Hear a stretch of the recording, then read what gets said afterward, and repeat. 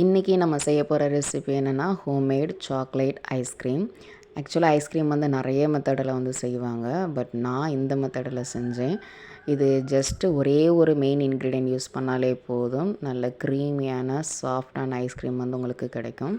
நான் எடுத்திருக்க அந்த இன்க்ரீடியன்ட் வந்து விப்பிங் க்ரீம், நான் டெய்ரி விப்பிங் க்ரீம். கேக்கோட ஐசிங்க்காக யூஸ் பண்ணுற இந்த க்ரீம். இது நான் கேக் செஞ்சது போக மீதம் வந்தது அப்படியே இருந்தது. ஸோ என்ன செய்யலான்னு யோசிக்கும் பொழுது ஐஸ்கிரீம் செஞ்சிடலான்னு செஞ்சேன். பிகாஸ் அதை வந்து ஓப்பன் பண்ணிட்டா, அந்த க்ரீம் பேக்கெட்டை வந்து ஓப்பன் பண்ணிட்டா அதோட லைஃப் வந்து 1 or 2 வீக்ஸ் தான். அதுக்குள்ளே நம்ம யூஸ் பண்ணிடணும். இல்லைன்னா வந்து கெட்டு போயிடும். அதனால் நான் இன்றைக்கி வந்து ஐஸ்கிரீம் வந்து செஞ்சேன். ஸோ அதை ஃப்ரீசர்லேருந்து எடுத்து நார்மல் டோரில் வச்சு அதோடய லிக்விட் ஃபார்ம் வந்ததுக்கப்புறம் நம்ம என்ன செய்யணுன்னா, பீட் பண்ண ஆரம்பிக்கணும். அது கொஞ்சமாக ஊற்றும் பொழுது அதை பீட் பண்ண நல்லா வேவியாக க்ரீமி டெக்ஸ்சரில் வந்து வரும். ஸோ அதுக்கப்புறம் என்ன பண்ணுங்கள், ஒரு மிக்ஸி ஜார் எடுத்துக்கோங்க. அதில் ஒரு பிஸ்கெட் பேக்கெட், நான் 5 ரூபா பிஸ்கெட் பேக்கெட் ஹாப்பி பிஸ்கெட் வந்து யூஸ் பண்ணியிருக்கிறேன். சாக்லேட் ஃப்ளேவருக்காக இன்னும் கொஞ்சம் அந்த கன்சிஸ்டன்சி வந்து இன்னும் கொஞ்சம் நல்லா இருக்குன்றக்காக யூஸ் பண்ணியிருக்கிறேன்.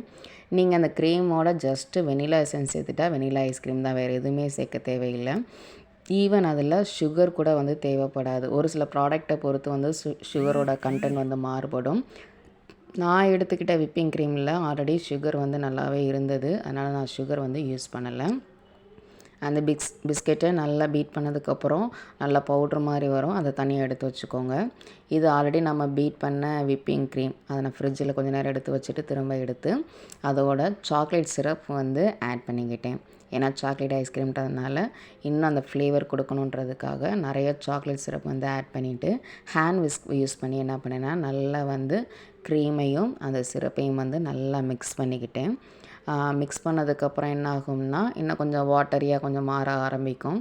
அது ஒன்றும் பிரச்சனையே கிடையாது. அதை நல்லா பீட் பண்ணதுக்கப்புறம் என்ன பண்ணுங்கள், கொஞ்சமாக சில்லுன்னு காய்ச்சி ஆற வச்ச பால் ஃப்ரிட்ஜில் வச்சு கொஞ்சமாக என்ன பண்ணுங்கன்னா ஆட் பண்ணுங்கள். அது இன்னும் கொஞ்சம் நம்மளுக்கு அந்த சாஃப்ட்னஸ் வந்து கொடுக்கும் அந்த க்ரீமுக்கு. ஸோ அதை கொஞ்சம் ஆட் பண்ணி இன்னும் கொஞ்சம் நல்லா வந்து விஸ்க் பண்ணி எடுத்துக்கோங்க. அதை எடுத்ததுக்கப்புறம் என்ன பண்ணுங்கள், நம்ம அரைச்சி வச்சோம் இல்லையா அந்த பிஸ்கெட் பவுடர், அந்த பிஸ்கெட் பவுடரை வந்து இதோடு சேர்ந்து இன்னும் கொஞ்சம் நல்லா என்ன பண்ணிக்கோங்கன்னா மிக்ஸ் பண்ணிக்கோங்க.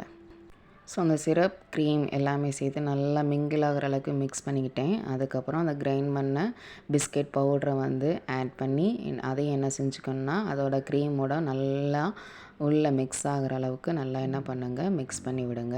இது ஜஸ்ட்டு வந்து அந்த கன்சிஸ்டன்சிக்காகவும் ஃப்ளேவருக்காகவும் தான்.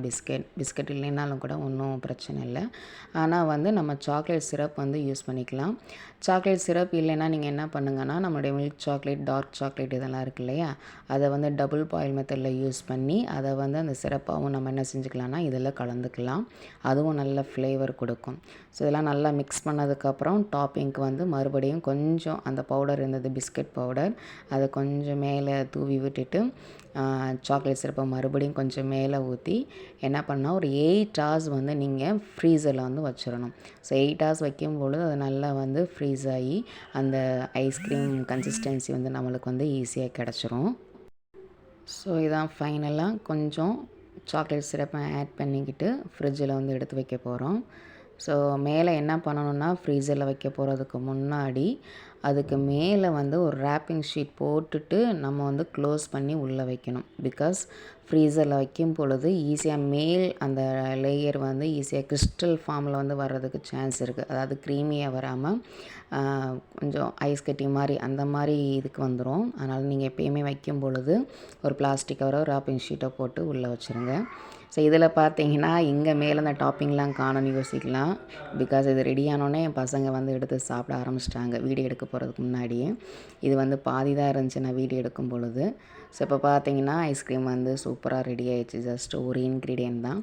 ஸோ இதை வந்து என்ன பண்ணேன்னா, ஸோ அந்த ரெடியான ஐஸ்கிரீமை வந்து பவுலில் எடுத்து ட்ரான்ஸ்ஃபர் பண்ணேன். ஆக்சுவலாக அதோட டேஸ்ட் வந்து ரொம்ப நல்லா இருந்துச்சு. நானே எதிர்பார்க்கல. ஃபஸ்ட் டைம் வந்து ஆக்சுவலாக அந்த ஐஸ்கிரீம் வந்து ரெடி பண்ணேன். எனக்கு ரொம்ப பிடிச்சிருந்துச்சி. நம்ம கடையில் வாங்கினா என்ன டேஸ்ட்டில் இருக்குமோ அதே டேஸ்ட்டில் தான் இருந்தது. அந்த சாக்லேட் ஃப்ளேவர், அந்த டெக்ஸ்சர் எல்லாமே சூப்பராக இருந்துச்சு. ஸோ பசங்களும் ரொம்ப விரும்பி சாப்பிட்டாங்க. ஸோ இதை வந்து பவுலில் ட்ரான்ஸ்ஃபர் பண்ணி ஜஸ்ட்டு ஒரு டாப்பிங்க்காக என்ன பண்ணேன்னா அகெயின் சாக்லேட் சிரப் எடுத்து மேலே டாப்பிங்க்காக வேவி ஃபார்மில் டிசைன் பண்ணிக்கிட்டேன்.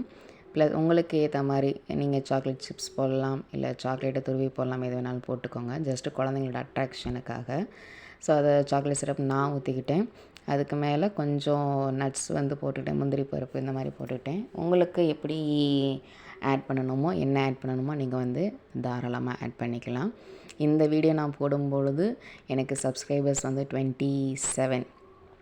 ஸோ பார்க்குற எல்லோரும் சப்ஸ்கிரைப் பண்ணால் எனக்கு அது மோட்டிவேஷனாக இருக்கும். இதுதான் ஃபைனல் அவுட்புட். டேஸ்ட் வந்து ரொம்பவே நல்லா இருந்துச்சு. நீங்களும் முடிஞ்சால் ட்ரை பண்ணி பாருங்கள். டேஸ்ட்டு நல்லா இருந்ததுனால பசங்க போட்டி போட்டுக்கிட்டு சாப்பிட்டாங்க. அது சீக்கிரமே என்ன ஆயிடுச்சுன்னா ஐஸ்கிரீம் வந்து காலி ஆகிடுச்சு. அந்தளவுக்கு நல்லா டேஸ்ட்டாக டெக்ஸ்சர் வந்து சூப்பராக இருந்துச்சு. இது எங்கள் பக்கத்து வீட்டு பசங்களோட ரியாக்ஷன் ஆக்சுவலாக. ஸோ அவங்க ரியாக்ஷன் பார்க்கும்போது காசு கொடுத்து சொல்ல வச்ச மாதிரி இருக்கும். பட் உண்மையில் அவங்களுக்கு ரொம்ப பிடிச்சிருந்துச்சி. Thank you so much.